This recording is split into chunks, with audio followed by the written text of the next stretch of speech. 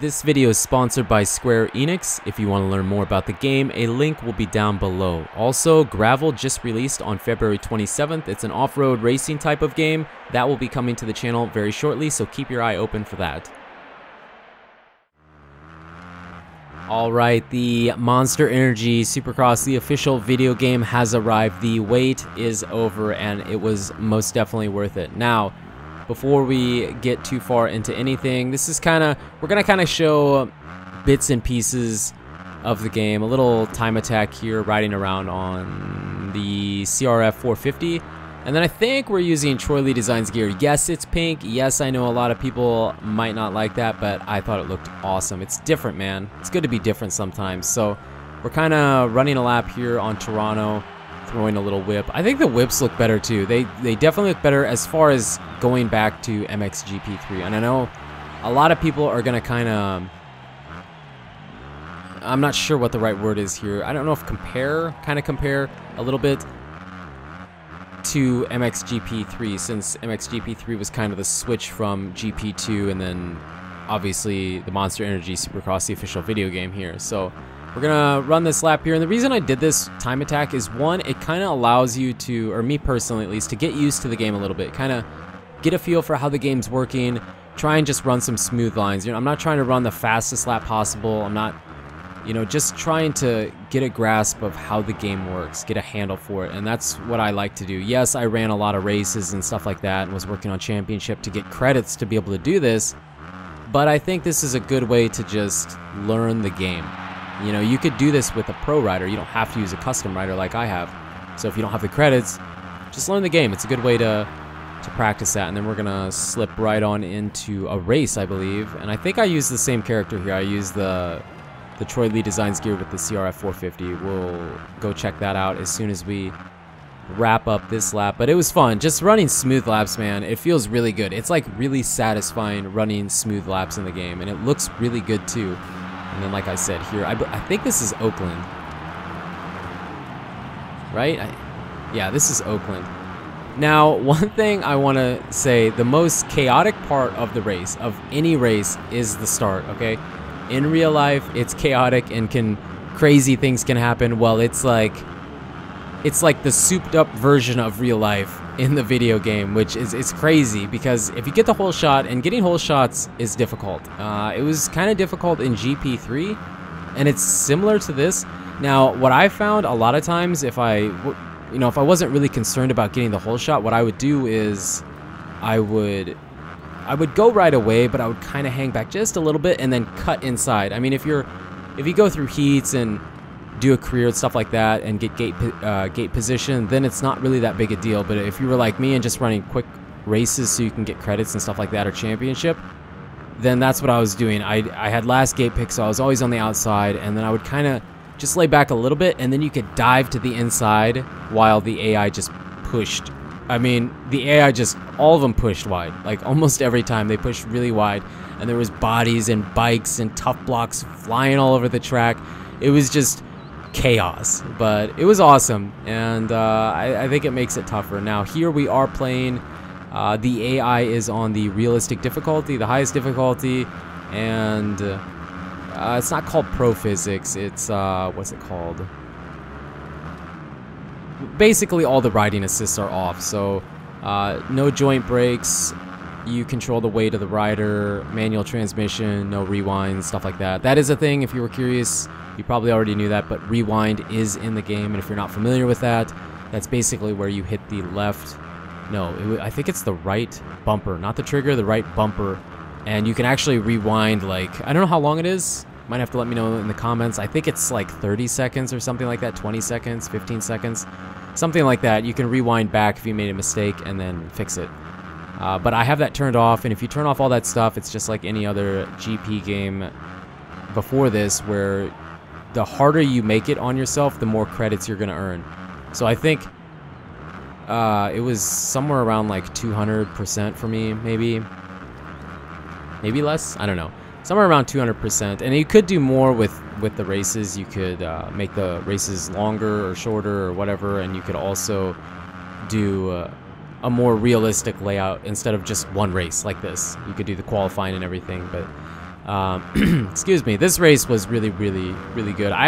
What I wanted to do, I was going to do East Rutherford or Las Vegas, I think, and we came so close to hitting that finish line. That finish line sometimes, because when you turn, sometimes the bike, and this could maybe be because of how I have my bike set up, but sometimes that bike really wants to jab, really wants to knife into the corner, and it will just throw me sideways, and sometimes I crash. And on the finish line jump, that happens to me a lot, but I'm assuming it's because of the way I have my bike set up. Now, it did take me 3 different presets before I ever felt comfortable with anything. So basically, I kept tweaking on one, and then I'd leave it and say to myself, okay, I'm gonna try something else, and then I tried another one, and then finally I was set on 3. Now, I didn't show you in this video what it is, but if you want to see what I run for a preset, let me know in the comments, and I will try to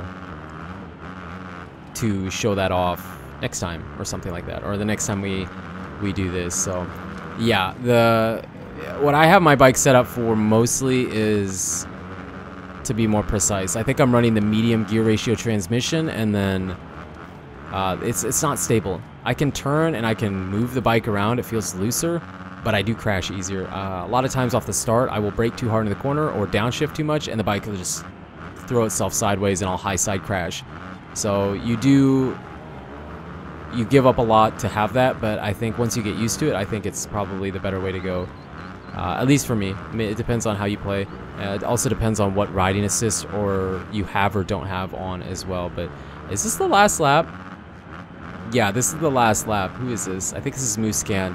So yeah, I really was 100% sure. I was like 100% sure. Definitely gonna get him. Definitely gonna get him here. There's like no doubt in my mind, because in the whoops you can upshift to 4th a lot of times and really gain speed on him. And I was going for the takeout move there. I'm not gonna lie. We were going for the takeout move, but weren't able to get the win there. But it was such a good race, and it's even on, like, for the longest time, medium was really tough, and then I kind of found a good bike setting, and it got a lot easier, and I felt like it was worth moving on to realistic. So it's hard and then realistic difficulty, just like normal, if you're familiar with GP games. Now, here's the customization, and I kind of go through this pretty quick because it's different, but it's kind of similar to GP3. So if you're familiar with MXGP3 or MXGP2, mostly those 2 games, then you kind of have an idea of how the customization will work here, I guess. It's very similar. It's like a more modern, I don't know if that's the right word to say, more modern design on it, kind of.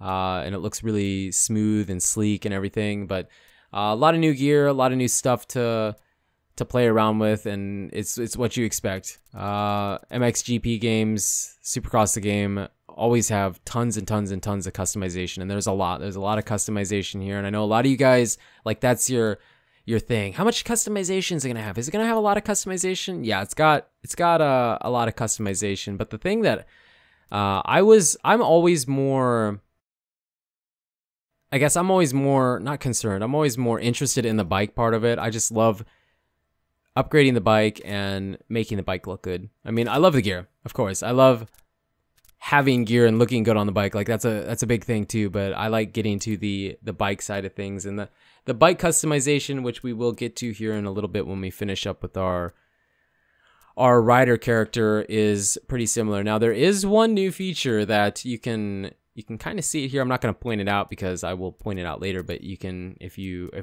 have a trained eye and you had the same, I don't know if complaint's the right word, on past MXGP games, they seem to have fixed it here, and I think they did a really good job with it, and we'll kind of talk about that when we get to the bike. Now, with the rider, also with the data customization where you put your name and number and stuff like that on there, you can actually adjust your height now. That wasn't a thing in GP3, was it? I'm pretty sure it wasn't.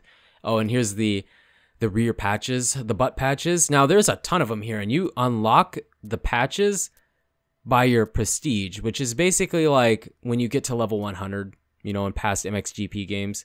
A lot of similarities, but it is different, and it feels different. So for me, at least, for the critics that want to say, oh, it's just like MXGP3, it feels different. It works really good. I I don't know what I was expecting, but it works so much smoother than I would have expected it to. You actually can turn the bike, and it actually has a really good flow. No matter what you've seen already, it has a much better flow than you would think it does. But anyways, going off the patches here, you unlock them off your prestige, and it looks like, I just figured it went to 100, but then for the video, and that was the first time I looked at it, it goes all the way to like 500. That's going to take a minute. That's going to take a minute to unlock all that stuff. So the game has, for me at least, and that's not even counting the track editor, a lot of replay value, a lot. With the track editor, which we are not going to cover in this video, we will cover it in the next video. We'll do a whole video on just the track editor. I'll try and build something really cool and then ride around on it. I will tell you, I have been testing a little bit, and it's more in depth than I expected it to be. I mean, when they released that trailer, we kind of knew it was going to be, but it's, after getting my hands on the game, it's even more in depth than that, and it's harder than you think. I mean, you can build a section and then go test it, and then come back and work on it again. There's a bunch of different angles you can work with too to see the track in a different view instead of just straight top down. So there's a lot of cool stuff with it, and we'll cover it here in the next video. But here we're working on this FC 250 here because I kind of wanted to use one bike. I wanted to use a 450 and a 250 in this video, so we picked up the FC 250 and customized it. Now, luckily, if you look at my credits down there, the other thing that's interesting is usually with MXGP games, it was only like 1,000 credits. Here, you have to pay a lot more credits to get a similar thing. You know what I mean? For example, with MXGP3, you would pay 2,500 credits for exhaust. Here, you have to pay like 50,000 credits, but you get a lot more for winning races and making the game harder on yourself by turning up the difficulty of the AI and taking off riding assist. So it's similar. You just get more credits, but it costs more credits to do the same thing, I guess. So luckily, we had like just enough to fully customize a rider and fully customize and upgrade the bike. And again, the bike customization's kind of similar to like GP3 was. There's a lot of things you can do. You can change all the colors on everything. You can change the graphics, tons of graphics kits. Now, I think there's a graphics kit where it's like a total silver, total bronze bike. And I think that's like an unlockable. Now, here's the thing that I am so excited to see, because so many people wanted the numbers to be changed. Numbers in prior games have been a little generic, I guess. First of all, the font and the way the numbers look is much more professional, I think. It looks so much better just like that, if they would have just been like that. But they did you one better and let you actually change the size and the positioning of the numbers. So, I don't know, that's just like, that's one of the coolest features out of the customization that I think they did, because it's something that so many people wanted. And instead of just trying to make the numbers look better, they just said, okay, you know what? We're just going to give them a better font and they can make the numbers whatever size they want. Like, awesome job. Like, that is freaking awesome. Now, I only show this number plate actually, and I don't think I had mine equal. I struggled to do that. I should have spent more time on it, but you can't really see it from the gameplay here, so wanted to come to Glendale and test it out. And the 250 works, if you were curious, does it work as good as the 450? It pretty much works exactly the same. Now, I feel like with the 450, you know, as it should be, you can, like there I kind of over jumped, but I think I could have got out of that with a preload. Probably. On the 450, I guess. On the 450, I think I could have got out of that with a preload. On the 250, instead of casing into something, because I know that bothers people, instead of casing into something, I just decided, you know, let's just choke up, take the double, roll it, and then, you know, whatever. If I was in a multiplayer battle, no, I'm going to throw that thing and try to triple it even if I don't. But the other thing I want to say to the critics that said that, oh, you can just, you know, you can just case everything and you don't lose speed or anything, that is not true.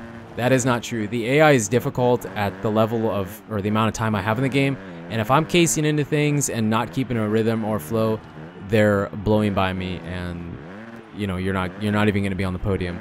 even when I'm hitting my lines really well, it's still really tough to fight the AI on realistic. Yes, after I get some more time in the game, or after people get more time in the game, it won't be like that.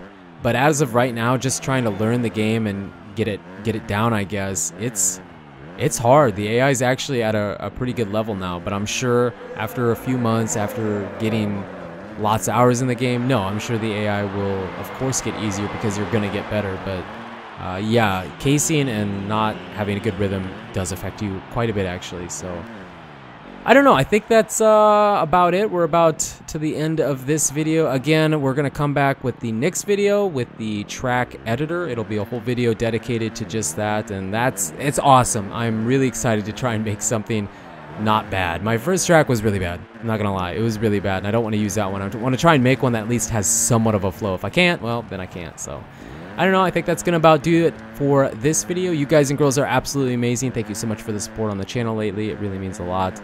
And until the next video, take it easy.